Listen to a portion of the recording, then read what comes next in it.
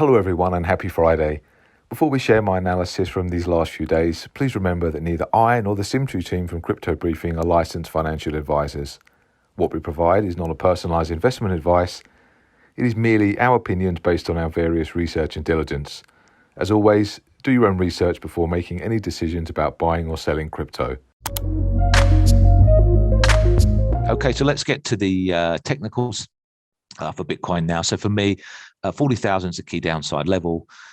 It speaks for itself why it's so important at the moment, the monthly pivot point. There's no real point in looking at that because we were miles away from the monthly pivot point. The current weekly pivot point is 42.8. That makes a lot of sense. It's a very, very important level for the market. All the time we're trading above there, we should expect some type of upward bias in the market. And when we're holding down there consistently, then we're probably going to look towards the lower end of the range.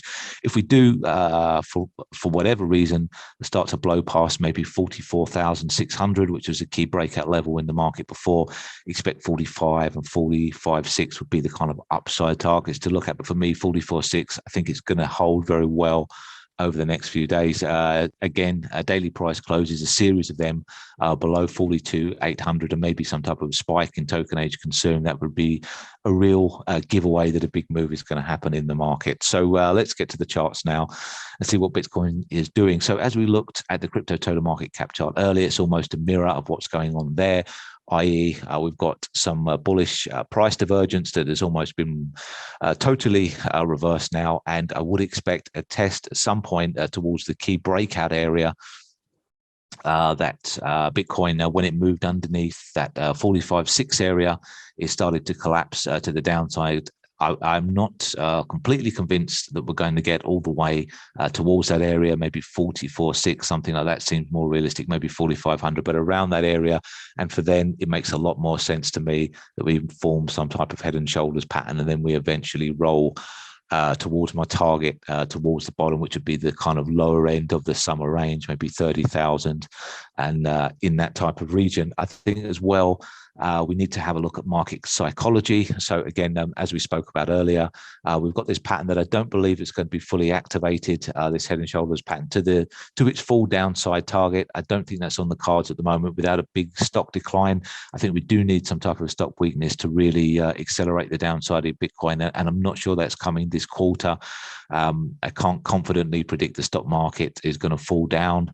I think that's a bit of a folly at the moment. So for me, I would say if we got some type of minor selling, if we got some bearish news, we could easily test towards those summer lows there. And I think that's a great time to have a look for a risk reward type of buy with the stop kind of maybe placed under 27,000, something like that, around that region. And then hopefully, if we can't break underneath the lower end of the range at some point of the year, we return to the top end of the range. Hence, with this year, we had a new all-time high. We broke above that former key high there. So it makes sense that the market would head back there for some type of technical confirmation or market-defining moment, and either completely capitulates from that area or we break through to the upside. Again, what evidence do I have that we could be moving down towards the low 30s? We do have this monthly price divergence around the 30,000 level area that I spoke about earlier. And I think that makes a lot of sense that we go down and reverse this negative price divergence down there. And then once we do that, we can head up. Again, it's the key point to note the monthly divergence. It can take years to reverse. So it's no means at all that it's certainly going to happen, but it's definitely a theory, and it's definitely another reason why we could be heading down to that area. In terms of technicals, again, there's lots going on in this chart. So I'm just going to try to break it down as slowly as possible. So we do have a potential death cross that's going to happen. We've got this head and shoulders pattern here, and we've got obviously the hash ribbons indicator, which hasn't fully corrected. And if we did see a turn down in this indicator, I would expect almost a mirror of what happened last summer, in that we are moving to capitulation mode, and then we start to I would say perfectly reset, because if we are going to drop towards the lower end of the range, this metric will be very unusual that we didn't see a reset, and then we can start to push towards the top of the range. So that's my primary theory of what's going to happen to Bitcoin. And again, we're probably going to see hopefully some technical failure around this area, so we can get a real premium entry down there at some point over the coming week. So for me, I'm hoping for a big reversal down towards the 30,000 level. I cannot discount a rally from current levels, even if we were to start to close above the 200-day moving average. Bitcoin is Bitcoin. It could certainly move towards above 50,000, but I think that's highly unlikely. And for me, I'm expecting a drop below 40,000 at some point that could cause a lot of damage to Bitcoin. We do have to bear in mind that we've got the MACD divergence that I pointed out earlier. I'd very much like to see that rebound. I think a death cross and a hash ribbon is kind of looming. A hash ribbon reset is kind of looming over Bitcoin at the moment, and we should bear that in mind. And we should kind of think a bit counterintuitively, even though miners are accumulating, some event could take place and we could see a nice reset on that metric. In terms of Ethereum, we've had the breakout under 3.6 that we've been looking at for the last few weeks. I kind of hypothesized that if we broke underneath there, we could have some type of price collapse and maybe test towards the lows there. So we haven't broke those summer lows. So that's one of the reasons why we're rebounding. I strongly suspect that we're going to have a test towards 200-day and that form a key breakout area. So this would be probably quite a nice swing point for Ethereum. If we were expecting Bitcoin to go to 30,000, then we should certainly expect Bitcoin to at least roll over significantly and Ethereum to fall towards, again, the summer lows and have a good test of that area.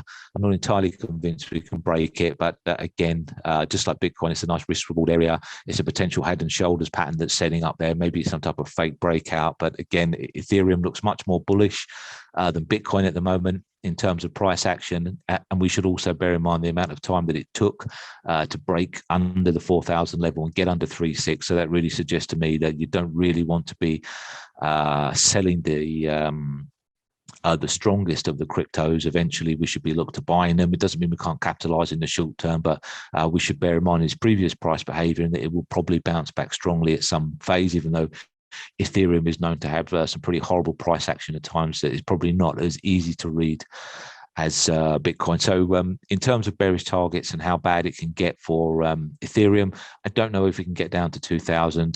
This multi-year trend line here, and again, this trend line that's been a very, very successful area to buy on before, potentially we could move towards there and the 100-week moving average. But for me, it makes a lot of sense that the summer lows hold up, and then we I would say revisit the 5,000 level at some point if I think Bitcoin's going higher. I'm not saying that we can't break underneath that summer low around 2,600. Maybe that's the spot to reverse, but we'll have to see where Ethereum is trading when Bitcoin is trading around 30,000. That'll be the primary clue for me where to enter into the market.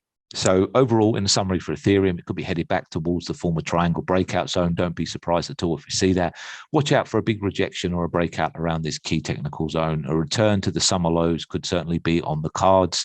And 2.6, it remains probably more likely than 2,000 if we bear in mind the past behavior of Ethereum. And thank you. I hope you found my thoughts helpful. If you'd like more, please click the subscribe button for Pro BTC Trader and join me every week on Wednesdays for our live trading war room and daily email updates.